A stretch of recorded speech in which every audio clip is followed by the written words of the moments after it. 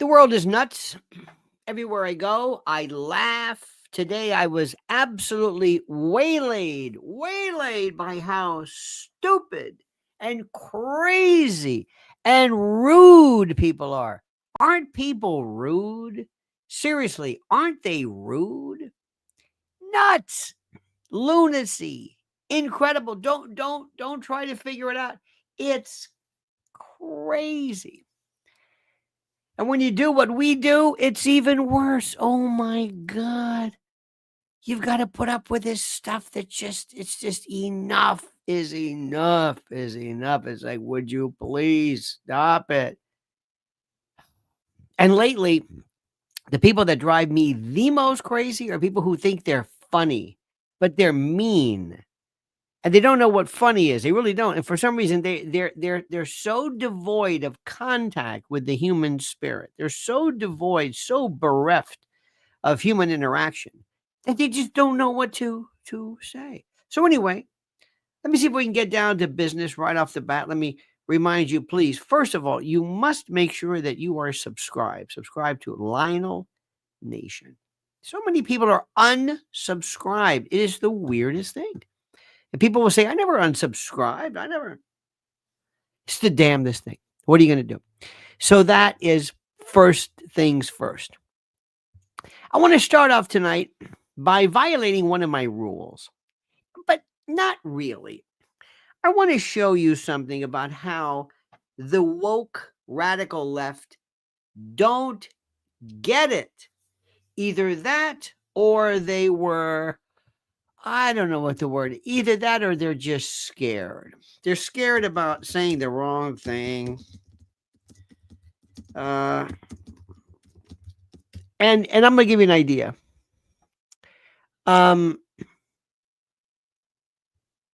This is a story involving two people.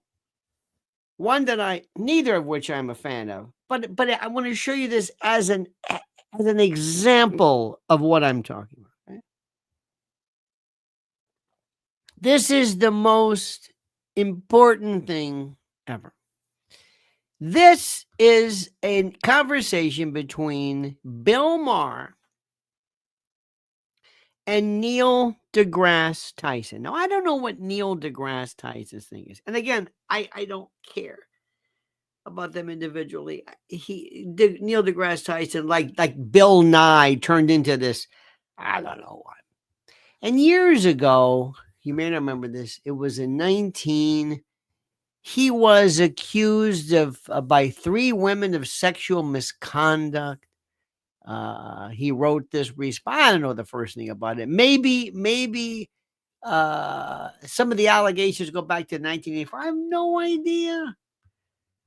But they were disposed of. So maybe remember Neil was for a while. He was kind of like benched for a while, and then he came back. And maybe, who knows? Maybe they made a deal with him. Maybe they said, "Look, we'll take care of you."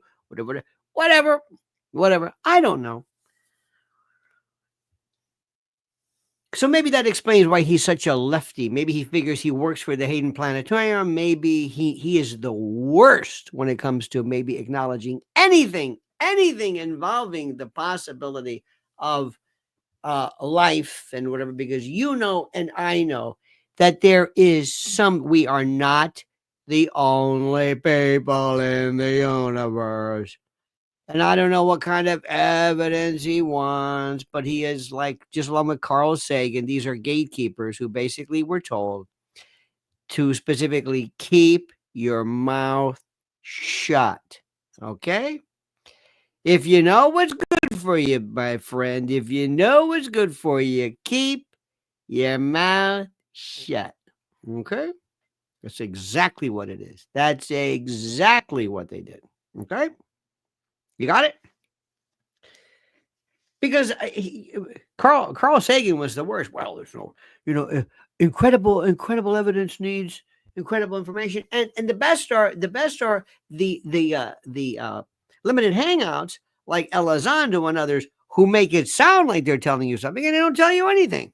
Oh, here's the famous Tic Tac race. I've seen that before. Here's the famous gimbal, Johnny Gimbal, great fiddle player. Here's the gimbal. What are you doing? supposedly famous. Wow, I've seen this before. And the only way that this was traveling, I know that. That's it. So anyway, there's this in fact, they're a legitimate conspiracy to keep you from knowing the truth. All right, enough of that. We used to have this expression around the house. My mother used to say, bless her heart. She was a salty gal. She would famous for saying, he wouldn't say shit if he had a mouthful of it. Some people just don't. They just don't. They can't. So Bill Maher, who of course is a pseudo intellect, and he's a person of absolute minuscule mentation, but fancies himself as being so clever. He has writers, and he has people who write his jokes, and you can even see sometimes when he reads teleprompters, he even seems surprised. It's like he never read the joke before in his life until now. I was like, hey, look at this. It's pretty good. Who wrote that? I mean, I wrote that. Sorry, excuse me. Okay. That being said, I want to break this down. I want to unpack this, as the kids say. I want to unpack, drill down. And there you are in the front. Let me tell you something. Why is that lady talking to herself? Today, my beloved was on the Dick Morris show on Newsmax. Excellent. And when we did this the other day, we were out and about. We were in Far Rockaway. We're in this giveaway, and it's freezing and it's cold. So we're in the front seat of the Yugo, and she's got my iPad or whatever. So she's talking at it with the arm's length, basically sitting in a car, speaking rather theatrically, very, very emphatically, which is very good. And people are looking like, who are these people? I'm looking around like making sure I'm not getting hit by something. Anyway, it was very, very good. So let me just run this. Let me break this down for you, okay? Scientific American, the magazine. I remember Scientific American. I always miss the first half a second. Scientific American, the magazine. I remember when it was around when I was grew up with it. Yeah, grew up with it. Yeah. I grew up with it. He grew up with Scientific American. Okay, watch this. Now look at Bill. Look at Bill's face. Look at Bill. Okay, Bill says, I'm going to show you, Mr. Harvard, Mr. PhD. Watch this. Okay. Well, their editor had to quit. You saw this. Yeah. I heard about it because she expressed some opinions. Right. See, what happened was because she's an idiot. And he's immediately showing, all he had to do is say yes, but he's hemming and hawing. You see, Neil deGrasse ain't that quick on his feet at all. He may know Uranus, but he doesn't know Uranus from a hole in the ground, if you ask me. Anyway. Yeah. Okay, right, sure, but it sure didn't sound scientific. It didn't sound like the person I would want to be running Scientific American. Okay. It was a rant on Twitter. Okay, I could read it to you. It's really ugly. I apologize to younger voters that my Gen X is so full of fucking fascists. Okay, I'm not. Okay, I'm not a gasket right there. I'm not for. All right. Yeah. I'm not for canceling anybody on either side. Yeah. So But here's what I think is the scandal. What? This is in Scientific American. Yeah. Less than. Don't you like the way Bill is not really that familiar with the story? It's like he just learned it minutes before they went on air. Scientific American. Let's look at that. I'm not really sure what. A year ago. Inequity between male and female athletes is the result not of inherent biological differences between the sexes, but of biases in how they are treated in sports. Now, this is ready for this? This is important. So this is Bill trying to say Bill is great for no shit stuff. No shit obviousness. And I know, believe it or not, I have to tell you this. He's talking to a PhD. And the reason for different performances in sports is because of, what it is. I think, if I recall correctly, Neil deGrasse Tyson was either a wrestling athlete or something, and his size, he's a big man, a large man, has to do with his biology. He is his size and his the fact I'm even saying this is ridiculous. Okay, fine. Watch. That's nuts. And it sure ain't scientific, and it's in Scientific American. And that's why the Democrats lost the election. It's true. Now, wait. Now, this is where this is important now. This is why I want you to listen. There are two issues here. One is a story that was in Scientific American that says the reason for differences in performance are because of inequities. That was the story. What got the editor fired was when she returned to the effing this and the fascists and the Gen X, and that's what got her fired.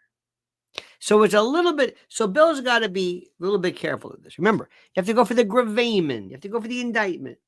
The issue is simply this. I am not saying to you, Bill or Neil, that the issue why the Democrats were because of this article, but it's really her comment in conjunction with it in social media. Bill, every 20 minutes on your platform, you come up with another reason why the Democrats lost. No. You already have the answer. They lost the election. So anything you say is why they did it. First of all, you don't watch this show, so you don't know that. I know you don't, and it's okay. But you talk as if you do, and you... He also has this grating, hyper, this insincere laugh. You might have seen him. He's on with that other fellow, the black comedian. What's his name? I don't know. It's the worst thing ever. And the comedian says something, and then Neil just laughs. These guffaws, these chortles and paroxysmal exhortations, these cachinnations. Fucking go. And that's okay. Just don't bullshit me. That's the one thing people can't ever do on this show is bullshit me. And that's fine.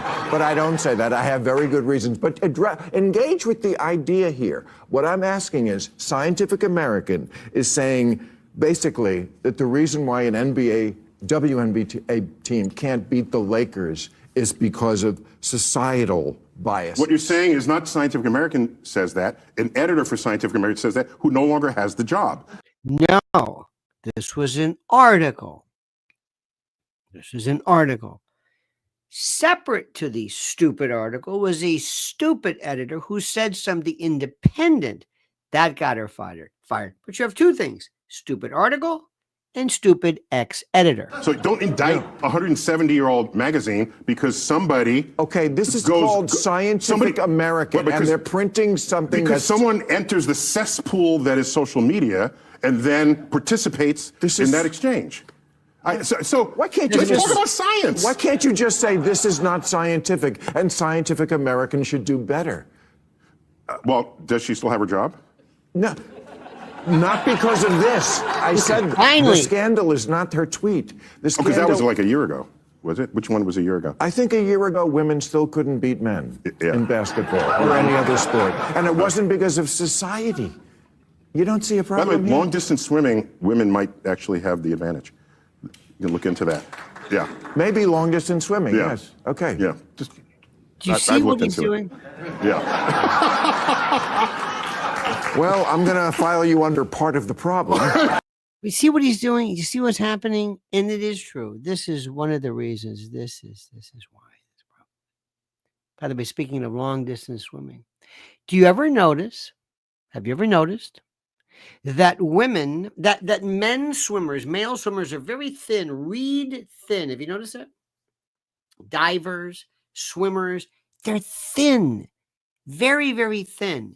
Have you ever noticed that women swimmers, divers and swimmers, are not fatter, but not skinny?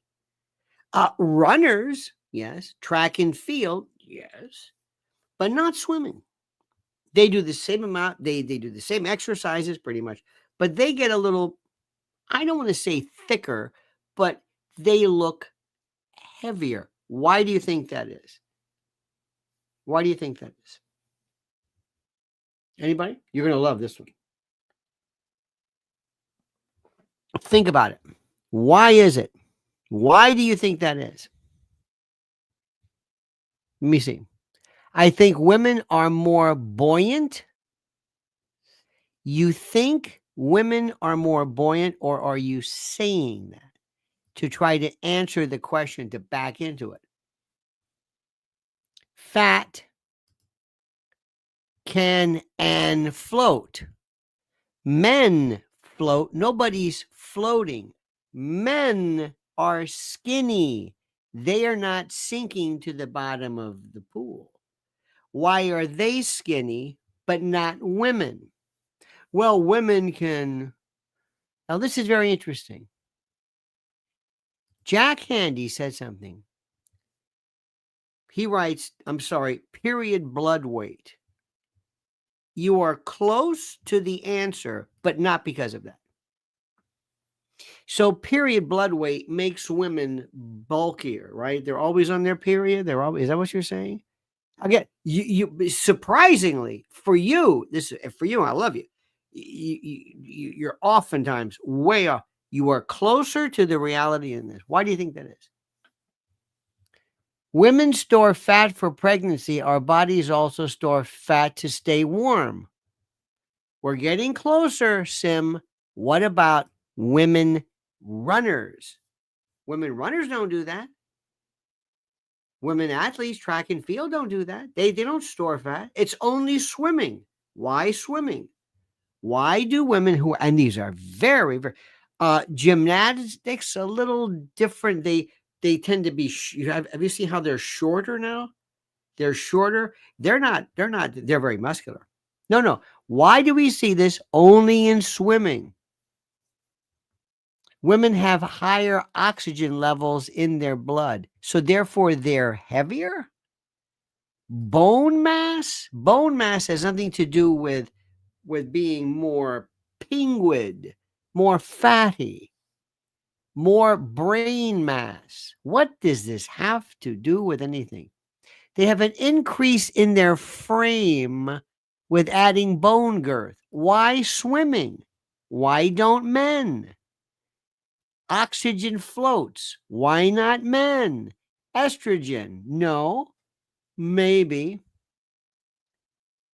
Density able to float. Men float. Isn't this interesting? Think about it. Nobody is thinking about this. They're just answering. Gloria says less body fat. They probably don't have periods anymore. I heard this. What does this have to do with less body fat? They have more body fat. They have more body fat. They have more body fat. So women swimmers are bigger, larger, chunkier than other athletes, than men. Why? Men have upper arm strength. What does this have to do with a woman being heavier? This is funny. Oxygen floats in water. What about men? They have oxygen. What does that have to do with anything? But it's not scientific for competition. I love this. Women. Here we go. Wait a minute. More body fat to stay warm for pregnancy in the water. Ladies and gentlemen, we have probably the winner. It has been posited that when women are in water, it is the pressure that affects them. And there may be much like in the case of ducks, how ducks have a layer of fat, penguin, aquatic birds, they're called erns, E-R-N. It was a great crossword puzzle years ago. And maybe it is by virtue of the pressure that over a period of time, the body recognizing the pressure differential will allow a woman to put on a layer of protective fat, adipose, to protect not just viscera, but reproductive organs and the like. So again, it is a hypothesis, but that is as close. And what other people were saying, they were saying nothing that had anything to do with bones and water and oxygen, nothing to do with the issue. The issue was, why would they be buoyant only when they are in the water? Men don't gain weight when they're in the water. Women gain weight, men don't, or get this layer of fat. And after all, this goes back to that notion that says, well, women and men are really not anything. Yes, they are. Oh, yes, they are. There's a big biological difference. And if you think about it, the only thing that would make them different would be reproductive abilities, right? So it's a fascinating subject, not so much in the question, but to see how people will just throw out differences. Men buoyant and doesn't make any sense. Men are, what about them? Oh yeah, that's right. Fascinating. Critical thinking. Let me show you another example. This is why these people lost. Kamala HQ TikTok. Let's get a few things out of the way. I've been seeing your comments. First up, we did have 2 Gen Z interns behind. This woman thinks she is so cool. This woman loves herself more than you can ever even explicate, limn, or describe. The account, and 3 Gen Z staffers. I was the oldest on the account at the age of 25. It has been so much She fun creating loves content herself on this platform and seeing all of the hope and joy. And while the election results didn't go our way, there is so much work that needs to be done. She has no earthly idea why she lost, other than she's trying to portray this cutesy, I'm so cute, I am so adorable, this kind of mentality. This is one of the most obnoxious people. She loves herself. Now, I will be the first to admit that I felt incredibly numb after the election results came in. I will never forget waking up the next morning at 5 a.m. Now listen to this. Stop right there. Did you notice this right now? Oh God, good luck trying to get you to understand this one. Let me try it again. Did you notice what she just said? To pay attention. I will never forget waking up the next morning at 5 a.m. She slept. She slept. She woke up at 5 a.m. Everybody in the world, especially those people who were assigned to this, whose jobs depended on this, the country depended on it. I don't know about you, but we were, oh my God. Mrs. L and I were doing 6 hours. We had a wonderful time with her talking. It was a great night. But isn't that something? When I got up at 5 a.m., she had to be awake. She went to sleep. What is she, like Harry Truman, the night of the Dewey race? This is what's wrong. She actually said this. Most people would say, I can't sleep. But when I went to sleep, and I got to get my 8 hours. To a phone full of messages saying, I'm sorry, Lauren. I'm sorry, Lauren. It's about me. I'm sorry. This is the head of the TikTok campaign for a national presidential race who goes to sleep early, has to be awakened at 5, and they're apologizing to her. She didn't know this. She could sleep. I couldn't take it. I mean, I could. Do you remember that night? That's what's wrong with this generation, and that's what's wrong with this dingleberry over here. But as the vice president said during her concession speech, sometimes the fight takes a while, and that does not mean that we won't win. Now, wait a minute. I please tell me this. Somebody tell me this isn't real. Tell me tell me that I made a mistake. That I picked it up and I think that it's somebody. Please tell me. Please tell me this. Tell me, honest to God, tell me. So now is the time to get even more involved, and we have to mobilize and organize and get ready not only for the 2026 midterms. Get mobilized and get ready to do what? To do Instagram? To do this cutesy talking into your phone stuff? But the 2028 cycle. I'm going to start posting on here more. I know, I'm sorry it's not Kamala HQ. Oh, this, I'm so cute. Don't you love me? Am I cute? I am so cute. I am so adorable. Oh, anybody who you better hope this gets destroyed for your next gig. But it's up to us guys to hold Donald Trump and Republicans accountable. Accountable. Make sure they're accountable. Not accountable. Accountable. And we need to do it together. What does that mean? Now get a load of this one. Okay, you ready for this? Okay. Now listen, I don't mean any harm. Let me give you the whole thing here. I'm not going to be mean. I'm not going to interrupt, but he says it all. Hi everyone, my name is Ethan Kelly, and I was the intern that helped run Kamala HQ this election.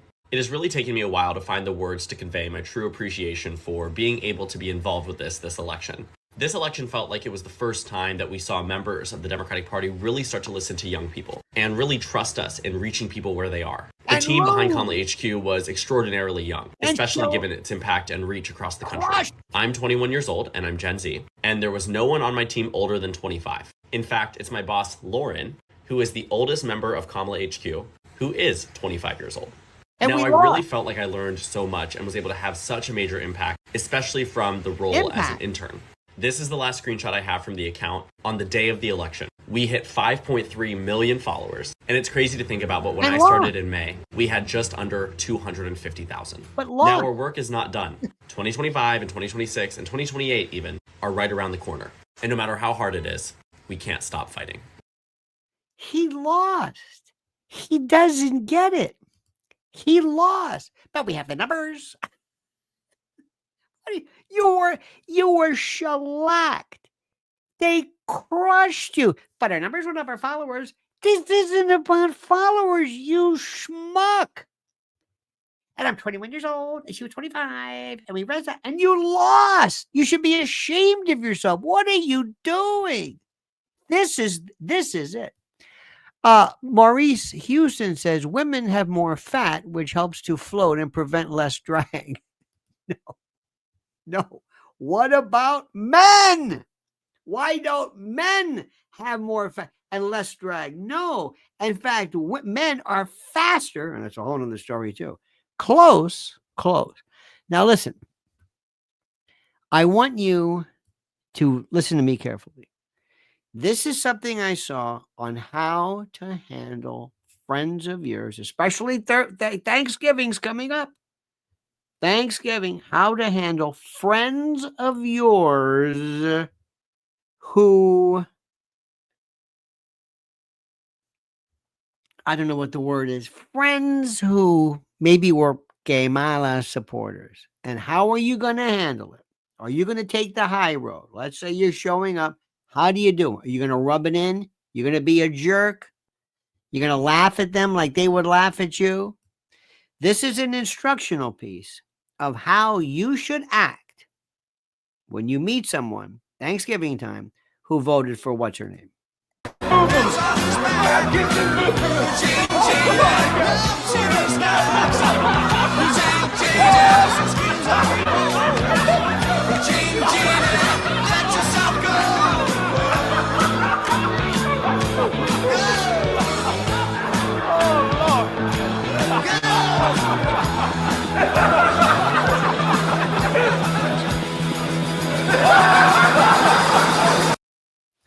I want you to rub it in and be the biggest deek anybody has ever seen. I'm having friends of mine say, well, it was a good race. And I'm saying, now we're going to unleash Project 2025. We know where you live. We know everything about you. And the payback is going to be hell. And we're going to rename major streets. We're going to take down actual statues of people who were Democratic leaders, and we're going to put them up with everybody who was arrested on January 6th. There's a statue of all of them. We don't even know if they're still in custody. We have no idea. Oh, it's going to be hell. It's going to be hell for you. We're going to undo everything. We're actually going to eliminate women's sports altogether. That's a joke, of course. Unbelievable. Now, let's talk about something else. But before we begin, I want you to listen carefully. The other day when I talked about this. Look, I know things are great. Treasury Department, he's a gay man, right? Trump doesn't care. Trump's picking all these women, and just the agriculture. Who the hell cares about agriculture? And how about, oh my God, did you see? I mentioned this today. Did you see old Matt Gaetz? He's doing cameos, or, oh my God, what is he going to sell Amway next? How demeaning this is. He's not even done, and he's doing cameo in any event. Well, let's talk about something which is very, very important. And that, of course, is those individuals who are absolutely over their head in debt And here's what they can do to help out. So listen carefully. Listen to this. New reports reveal that the average person has $8,674 in credit card debt. Plus, the total average consumer debt is a shocking $104,215 between mortgages, auto loans, student loans, credit cards, and unsecured loans. Unfortunately, without outside assistance, many will continue digging themselves deeper and deeper into the hole of debt.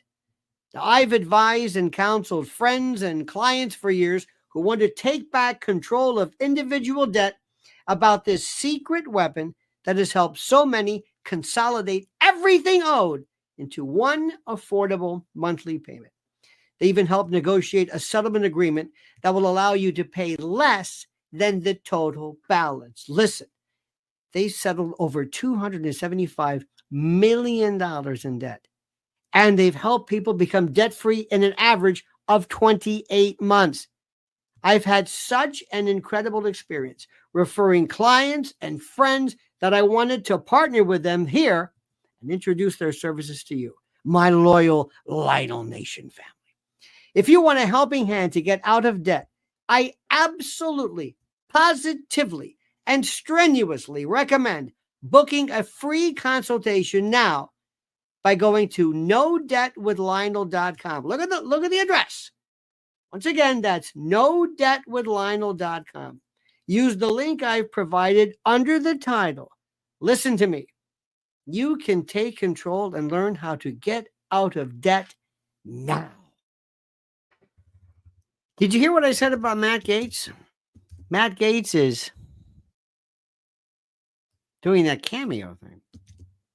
Does that at all seem weird to you? Do you know what that is? Are you familiar with that? Do you think that's strange? Anybody? The guy's not even, it's like a day. I think he has two Twitter or X accounts. One is former congressman, and this one is now Matt Gaetz.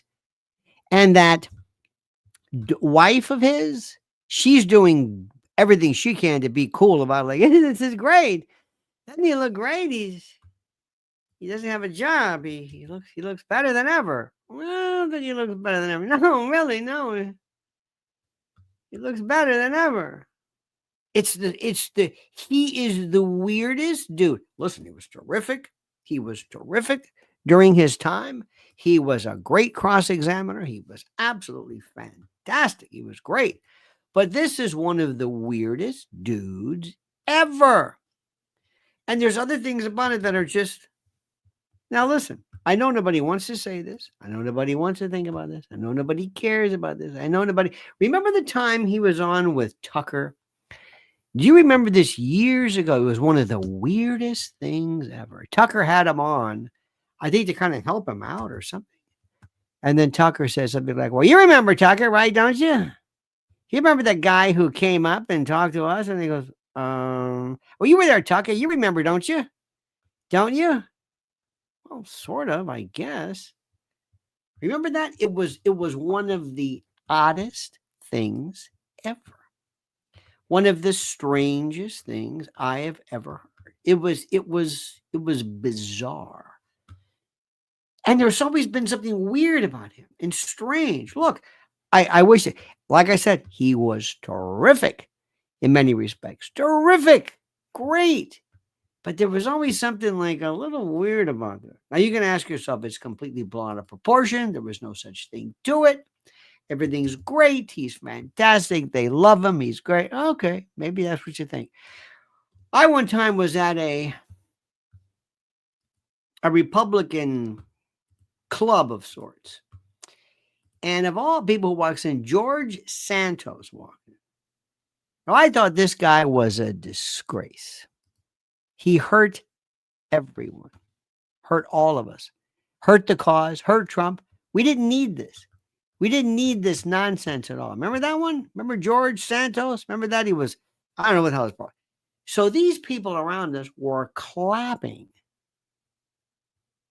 I couldn't believe this. This was a Republican club, and they were clapping. And I'm saying, do you understand what this guy is accused of doing? Do you understand how this hurts us? Nobody understands because, of course, as you realize, we live in a world where people, as long as you are, kind of famous, that's all that matters. I can't believe it. I can't believe it. Now, let me tell you another one, too. This is one of the most embarrassing things I have ever seen. Ally, Canada, Britain, Germany, France. If you try to help the ICC, we're going to sanction you. Now, think about this. You know what this is about, right? The ICC has issued an arrest warrant, I think, for Gallant and Netanyahu. And I think, didn't he go Sinwar? Well, they killed him. And I think somebody else who they also killed. So they issued an arrest warrant for either genocide or actually this time starvation, starving the Palestinians. Now watch this. Well, that means I want every ally, and you saw little Justin in Canada and his position. What should the penalty be? Now these are the two tough guys, all right? And they don't want to hear anything about, they are 100%. That's okay. I dig it. Believe me, I would expect nothing about this. Do you want to hear any of the evidence for why this was? Nope. Would you like me to show you something? Nope. Would you like to read the allegation? Nope. Would you like to hear one of the allegations? One of, I think, the lawyers or one of the drafters was himself an Israeli, but a survivor of the Holocaust? Nope. This is completely ICC. Now, remember, they love the ICC and loved it when Putin was the object. They thought that was great. Putin, yeah. When Milosevic, yeah. Normally, they call it the International Caucasian, because most of the people are actually were, African. Nobody cared about this. Well, for the first time, they're doing this. So does it have any teeth? I don't know. What is it going to? But I'm going to tell you something right now. You can do one of two things. Number one, you can say to yourself that you do not believe in international tribunals of any kind. And if that's true, this is one of the reasons why we're not into it. That's fine. You might say, you know what? I don't think it's a very wise thing for international courts to be using, in essence, lawfare to go after people who are trying their best to let's say, defend themselves. Could we have been indicted years ago for Vietnam? Absolutely. Absolutely. What about a grenade? Go down the list. All right. What about what we did in Iraq? What were the bases? Well, we had an international coalition. We don't want to be in the position of having international courts of justice review what we do. And I can understand that completely. But what they're saying is Israel is different. That's what they're saying. Who can be the biggest proponent of Israel? Not Jewish people. This is not about Hamas. Remember, this is nothing, because remember, in Palestine, a lot of people there who are Christian, and it's not about necessarily people. It's just getting rid of them. You want everybody out. And I understand that. Look, I'd want the same thing. If it were me, I would say, I'm tired of this bullshit. I don't want to share my country anymore with you. And we're going to use October the 7th. We're going to keep going, and we are going to there's going to be nothing there. There'll be nothing for you to go back to. And you can go wherever you want, leave, and we're going to say that we're doing this to get back those people who brought on October the 7th. October the 7th, October the 7th, October the 7th, October the 7th. We're not even going to go through the number of people who actually were killed by Israeli soldiers. Doesn't matter. October the 7th and October the 7th and October. That's it. We're going to keep saying that. And we're going to say that Hamas is hiding behind these people, and we have to basically destroy Gaza, because that's where Hamas is. And if you kill kids and families and hospitals, and if kids don't have anesthesia and you have to do surgery, and if you stack, hey, don't look at me, blame Hamas. That's the storyline. It's their fault They did this, not us. We were groovy before October the 7th, but you did this. Okay, so that's the story. So then they turn to people like Graham and Sean Hannity just sits back. He says, "I'm not going to get involved in this stuff. Are you kidding? I didn't get this far, trying to parse who's responsible. Hell no. You will get in no problem in this country. Both people don't know anything about it. This is no big deal. But just listen to this. I love this. We should crush your economy because we should crush your economy. Say when he wanted to crush Russia. Crush. These are the ones who give all the money to Ukraine. And this guy, he's a badass Gomer Pyle here. He's bad. Next. Why can't Okay. This just absolutely. Now I know this, and I tell people this, and they say to themselves, and believe me, I know the argument better than anybody else. Don't you remember 9/11? Why are we going to Afghanistan? Better to fight them there than here. What? Better to fight them there than here. Who? The people who did this. Who did this? Al-Qaeda.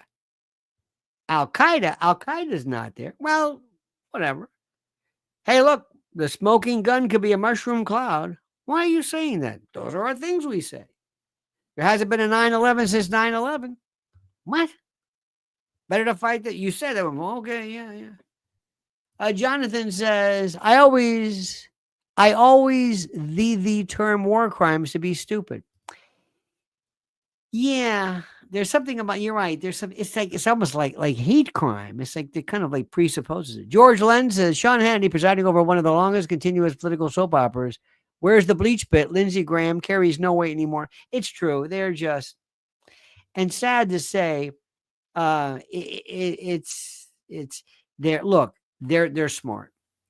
Nelson A says, hi, Al, term limits, please. These dummies in Congress only looking for their pockets. Yep, that's true.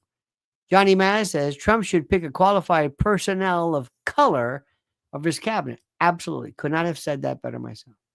Absolutely. He's got women.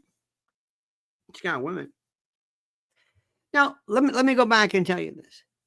When we said this about our going to Iraq and Afghanistan had nothing to do with 9/11. Nothing.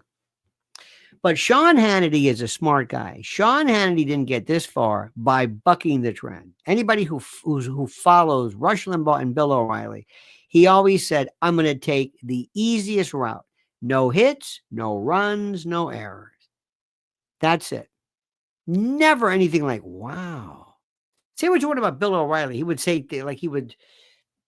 I'm not sure what he thought about the death penalty, but there's like, oh, I didn't know that. That's interesting. Not Sean. He's brilliant. He said, I'm not going to do this stuff. How do I care? I'm reporting to you. I'm from my manse in Palm Beach. I don't give a flying what they do in Gap. Who cares? I'm going to be 100%. I'm going to be 100% whatever Trump says, whatever we say, whatever Israel. That's it. There's no money in Palestine. Well, let me tell you what's going to happen. Watch what happens. There's a shift coming because of Elon. Don't let anybody fool you. And because of the fact of people knowing this. I'm going to tell you something very, very carefully. Elon and President Trump are not going to destroy their legacy, their political career, because of some allegiance to Bibi Netanyahu. Ain't going to happen. If they can do it and maintain, great. But once it switches, Now, let's talk about something. Do you remember years ago, my friend? I'm going to turn this music off. Do you remember when you couldn't see a white guy?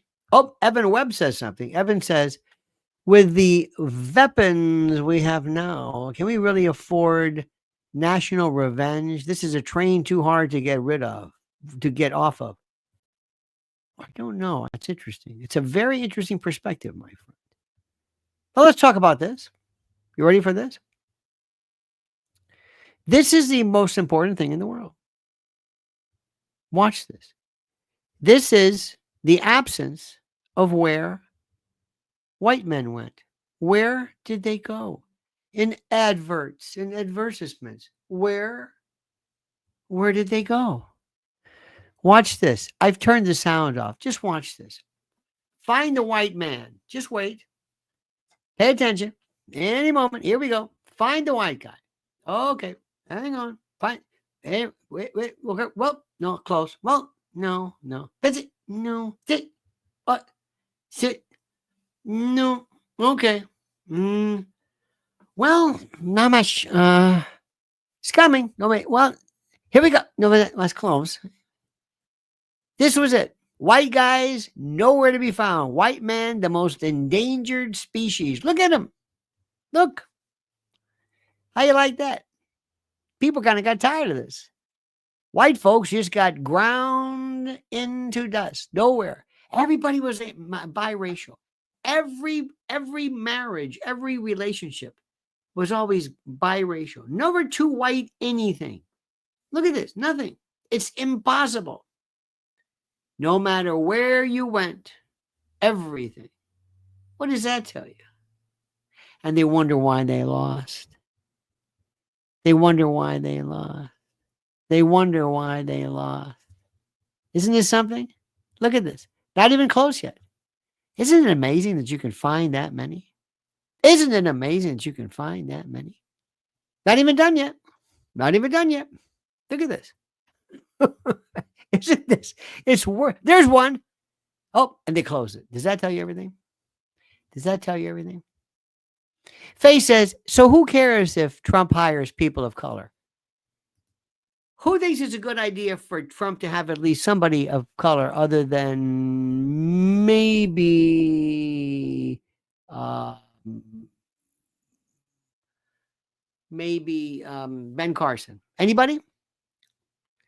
Stan Lippman says 9/11 Giuliani, it's coming down in 10 minutes. Yep. That was building 7, my friends. Who thinks it's a good idea? If Trump can say, I want to have a black woman or a black man, other than that, think it's a good idea? Who's good? You think it's a good? You think it's a good idea? Only if they're good. Not DEI. Not DEI. Who thinks it's a good idea? I do. I do. Absolutely. Now, maybe they're not there. I don't know. Can't tell. But remember, I want to go for everything. I want to have the best look. I want to have the best everything. Only if it's possible. But an all-white cabinet, or all-white, certainly not male, if you can avoid it, absolutely. Absolutely. You know it, and I know it. And anybody who says, I don't see any benefit to having that, you don't work in my administration, you obviously have not been paying attention for the last 25, 30 years. Easy. You haven't been paying attention. And I know it's easy for us to say, who cares? We always have to play the game to an extent. Now, let me show you this. I came upon this. And I put up a little tweet up at Lionel Media, my ex, and I said, this is Project 2025 Explained. But watch this. And what do you think? And ladies, let me ask you, what do you think about this? This was considered okay at one time. Watch this. What the hell were these people thinking? Seriously. I'm fascinated by that. And how she loves him. You must love her because I spank her. I mean, what's it like? You might get a kick out of that. I don't know. Maybe Matt Gaetz gets a kick out of that. I have no idea. Jonathan Kiner says, Cynthia McKinney, you've got to be kidding me. Seriously, do you want to ruin this man's? You can't pick somebody that controversial, though she has said some very wise things from time to time. Linda Haslett says biracial ads. I can't make out those little I guess shock. I can't wait. Frederick Hill says biracial commercials started in 2008 after Obama. They did, but they really, really picked up speed now. Now, Frederick, you seem to be a young man. I remember even earlier, there was a time when I want to say the 60s. And all of a sudden they said, we're going to show. Do you remember, who remembers Mrs. Olson? Remember her, the Folgers of the coffee commercial? Mrs. Olson. Do you remember this? Mrs. Olson did this Folgers or whatever it was. And she would always go to a place and they said, we're out of coffee.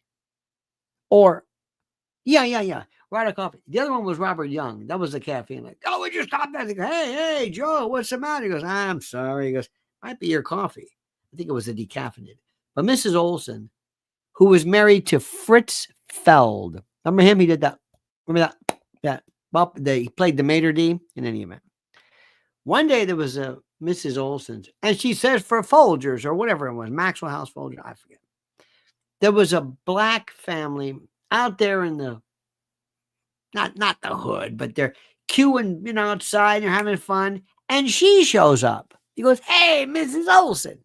Hello there, whatever. He goes, hey, too bad we ran out of coffee. Now I'm thinking to myself, I don't think coffee is gonna be a big outside. It's hot, queuing up this. Just, for anybody, black, white, in this anyway. So they said, wait, no problem. I got my coffee. There was a comedian who had one of the best lines ever. I don't know who it was, but he said, why is there, whenever there's an injection of any kind of black folks, they're always soulful. They're always like, hey, baby.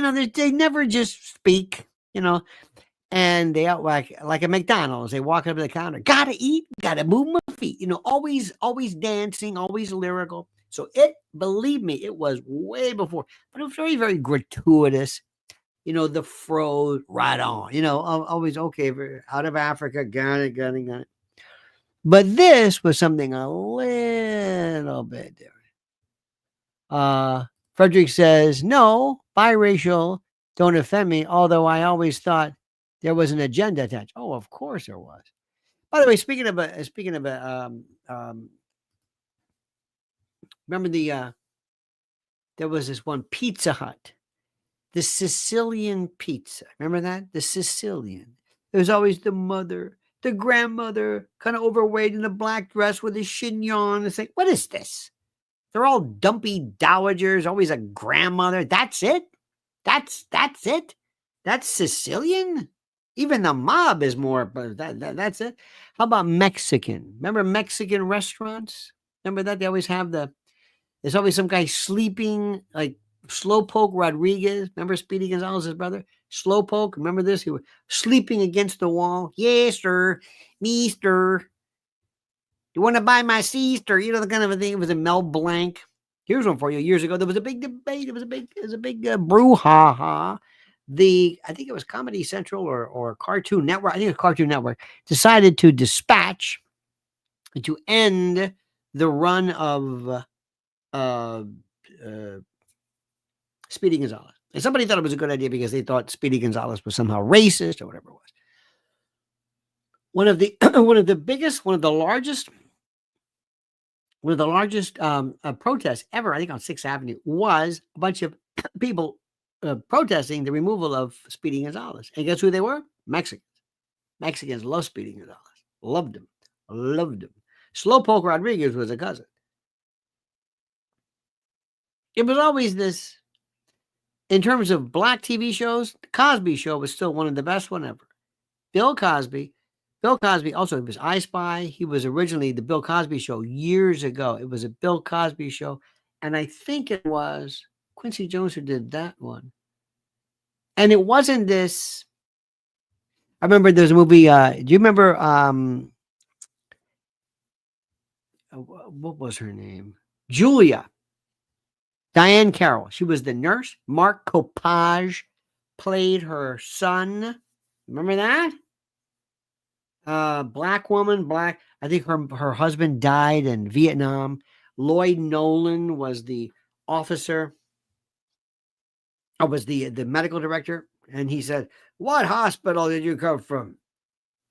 Whatever the general goes, what color was it? She says, red brick. I'll never forget that. Then there was Mannix. With Mike Connors, who was Armenian, and Peggy Gale Peggy was Gail Fisher or whatever was the secretary. Black. Really? They worked together? This was a big deal. Huge. There were these what it was. So anyway, so I remember, and I'm a kind of the kid of the 60s, so I kind of saw that sort of. Maybe. I didn't think anything of it. Nobody cared. But at that time, for there to be one of the greatest ones ever, believe it or not, was it Ed Sullivan? Ed Sullivan did more to bring on black acts, especially great musicians. Dean Martin did it. This was huge. And believe it or not, one of the best of the best of the best was Johnny Cash. What Johnny Cash did was introduce new people, everybody from Chris Christopherson to Dylan. So anyway, I remember things. It didn't clobber you over the head. You know what I'm saying? You know what I'm saying, Father? You know what I'm saying, Father? Stan Lippman says, clip on X shows. Morning Joe had RFK on MSNBC decades ago claiming his son got autism from a vaccine. Yep. This was Joe making these claims himself. Linda Hasland says, that cowboy love is crazy. The reactions are priceless. Oh, I know. It's absolutely brutal. Now, let me show you one of the funniest things ever, okay? I want you to see this. I don't even know where the hell this was from. There's a great guy, Nick Pope. Nick Pope is a great ufologist. I'm going to show you this. I saw this. I almost spit out my whatever the hell I was drinking. Nick Pope has this expression that is going to crack you up. You are going to laugh yourself silly. Okay? Watch Nick Pope. He looks like he has seen a UFO. He's on the left. He's a British fellow. Just watch his expression. Wait till it's coming and tell me this doesn't kill you. Hang on a minute. No, that's not it. Here we go. Here we go. Here it is. Excuse me. Here we go. Okay, now watch this. He's going to see the woman at first, and then Nick will be on the left. Now watch his face. Let's bring in retired UK Ministry of Defence official and the man who ran UK's UFO project, Nick Pope, and retired US Army Lieutenant Colonel and President of Project Sentinel, Colonel Tony Schaefer. Hey, gentlemen, thank you so much for joining us. Nick, you ran the UAP project for the UK government. Yes, I did. When you hear Lou Elizondo say that the US is in possession of non-human biologics that have come from these supposed crashes of these aerial vehicles, what do you should that be taken seriously? No, not at all. 100%, yes. Here is the person who handled this issue for the Pentagon testifying to Congress under oath that all these rumors that we've heard for years that have been dismissed as kind of crazy conspiracy theories and science fiction. I want to say, Nick Pope, by the way, very, very good. Yes, what are biologics? Well, we have, of course, the actual remains of them. Actually, this little bodies crushed to smithereens. It's incredibly awful. It's disgusting. It's just absolutely horrid. Good God. Now, before I show you something which is so explicative of some of the greatness of all times, I want you to listen to this. Let me ask you a question. When's the last time you checked your devices for malware? Malware attacks have increased 643% since 2020, with approximately 10 million personal and corporate devices compromised with data stealing malware in just the last year alone. Additionally, 19.8% of computers face at least one malware attack annually.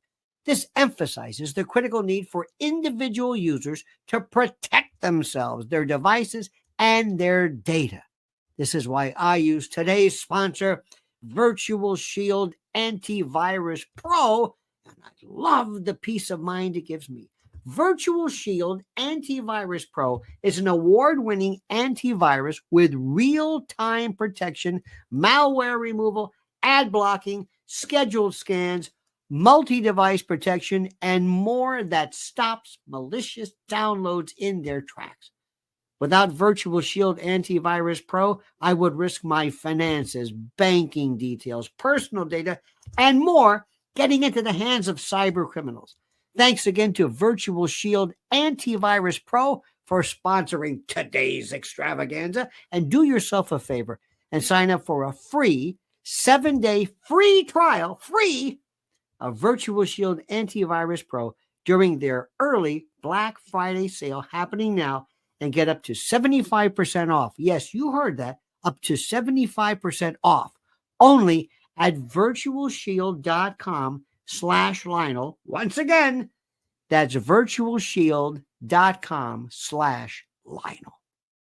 One of the reasons I love YouTube is I can go back and watch anything I want, anytime I want. And one of the things I love so much is the great Leslie Nielsen from this,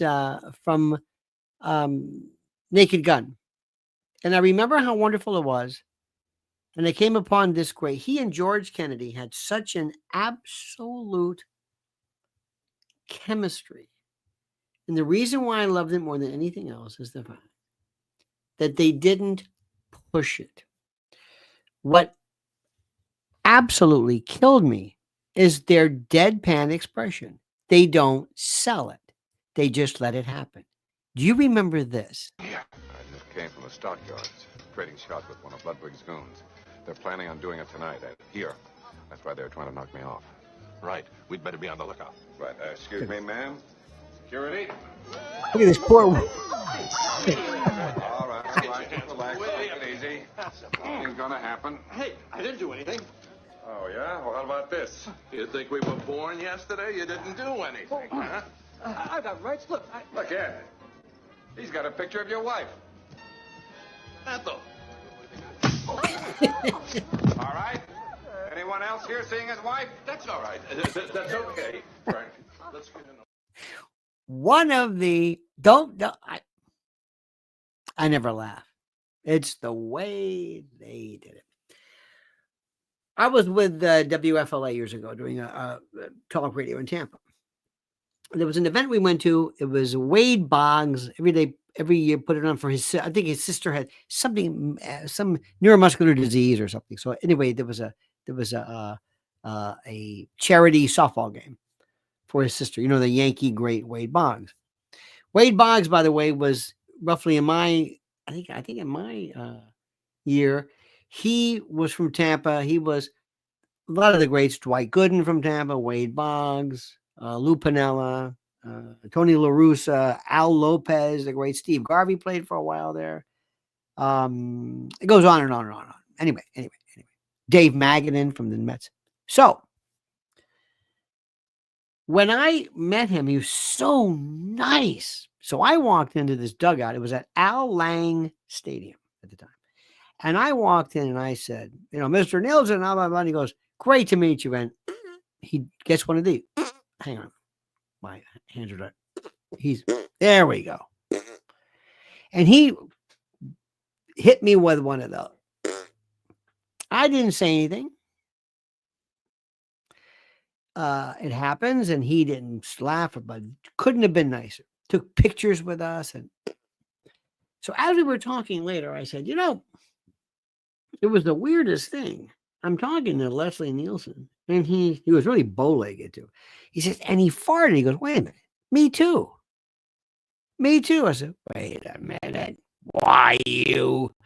You know, that slow burn. So we walked in there and I said, hey, what gives? And he showed us this little, it looks like a pin cushion. You put it in your hand and you can make these noises.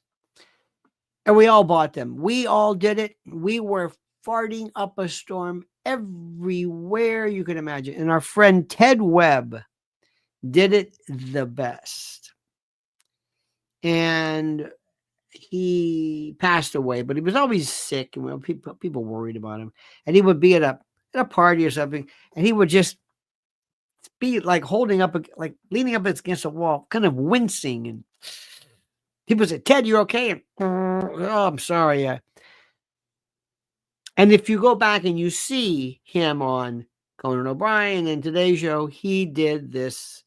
We did it on every show there was. I did it on this morning show with a guy named Bill Murphy. I did it with Lisa Sliwa. who now is Lisa Evers. She's on Channel 5. She did a TV show. I did it on the air. I did it anywhere I could. I did it one time. I can't tell you these. People were just shocked. We loved it. Pilgrim said, I like your Americans don't know anything shtick. Indeed. Indeed. So, going back to this, I watched these, and one of the ones that kills me, and I can watch Leslie Nielsen. I don't know why I'm bringing him. That's just to let you know that he does this one scene. I want you to see it where they're cleaning out. He is with Priscilla Presley, and he's cleaning out his refrigerator, and he's opening up.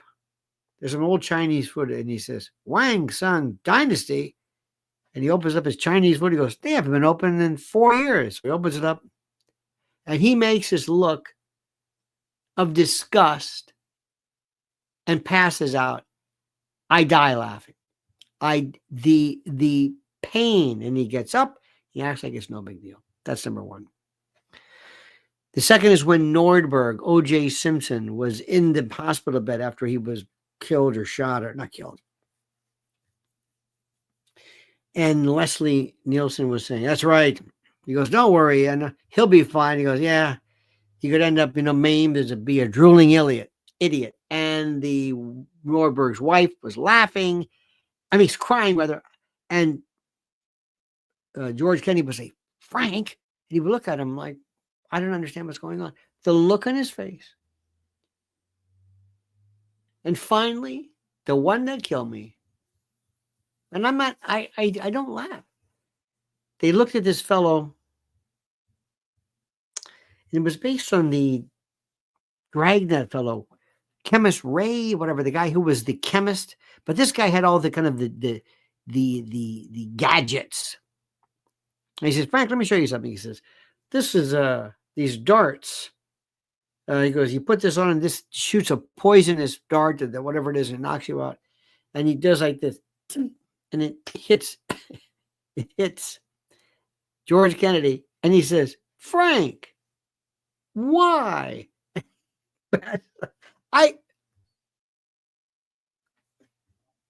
One day I did like this. Let me tell you something. You ever hit somebody here? Right here? The old chop? Right here. You ever done that? Do you ever notice on TV how they do that? They go, does this really knock you out? Oh, yeah. One time I was doing something, and I was pretending to show somebody something, and I went like this, and I hit myself here. It's not to hurt, but enough to interrupt whatever the hell this thing is. So help me God, I thought I was going to pass out. Everything got white, and I was about to go down. So just remember that, ladies. Remember that right here. like high karate. Remember that when you were a kid in the 60s? High karate? Remember Brute? Remember English Leather? Remember that? Remember the guy who was always, the women were coming after him? British Sterling? You would give it to your father for Old Spice, Skin Bracer. Remember those were men's. And then Jovan Musk. Oh my God, 1975, the smell of musk. All of us were dripping in the smell of musk because it supposedly made people crazy. Remember that? Don't you remember that? Do you remember any of this? You don't care, do you? You don't care. All right, my friends, I've had enough of you. All of this Confucius say, yeah, there's a bunch of those. Well, my friends, I want to thank you. I want to thank you for tonight. I want to thank you for Maurice Houston, the great Jonathan Kiner, ladies and gentlemen, George Lenz, Nelson A., Johnny Maz, the Spaz, Evan Webb, everybody, Stan Lippman. Stan Lippman, if you ever see his name on a ballot, vote for him, no matter what it is. He's a good man, Stan. Linda Hazlitt, Frederick Hill, thank you. And thank you for watching. We will see you tomorrow, as usual time. Don't forget to follow Mrs. L. She has a great one coming up that says, I'm not Cher. Her excoriation of Nicole Malliotakis we talked about this morning. In any event, dear friends, have a great and glorious day. We will talk to you tomorrow. Until then, remember these final words. A monkey's dead. The show's over. Sue ya. Dead.